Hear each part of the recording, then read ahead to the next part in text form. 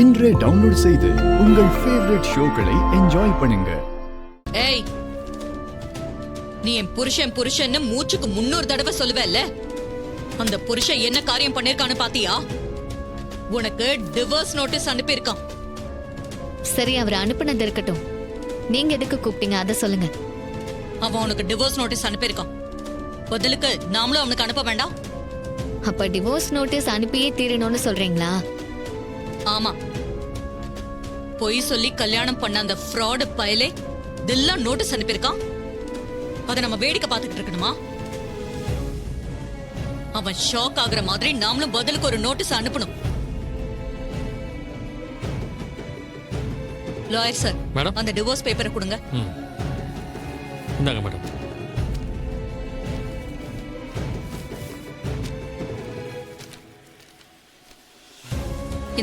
இந்த பேப்பர்ல சைன் பண்ணு. ரேவதி, உன்னதான் சைன் பண்ண. பென்னு கொடுங்க. இந்தாங்க மேடம்.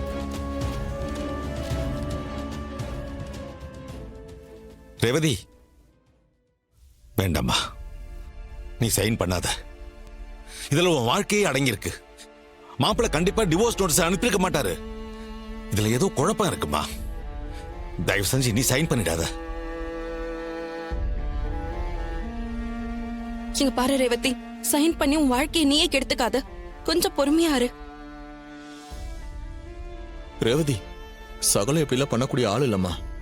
அவர்கிட்ட இத பத்தி என்ன ஏதுன்னு விசாரிச்சுட்டு அதுக்கப்புறம் ஒரு முடிவுக்கு வருவோமே. நீ அவசரப்பட்டு சைன் பண்ணிடாத ரேவதி. ரேவதி, அம்மா பேச்ச கேளு. ஓன் நல்லதுக்கு தான் நான் சொல்லுவேன். இதுல சைன் பண்ண. நீ பெருசா நம்பின அவனே நீ வேண்டான்னு சொல்லி டிவோர்ஸ் நோட்டீஸ் அனுப்பியிருக்கான். இனிமே அவனை நம்புறதுல எல்லாம் எந்த பிரயோஜனமும் இல்ல. நான் தான் அவனை நம்பினா நட்டாத்துல விட்டுடுவான்னு சொன்னேன் இல்ல? இப்ப பாரு, அதான் நடந்திருக்கு. இந்த அம்மா உன் கூட எப்பவுமே உறுதியா இருப்பேன். இந்த பேப்பர்ல சைன் பண்ணு. எங்க சைன் பண்ணணும்?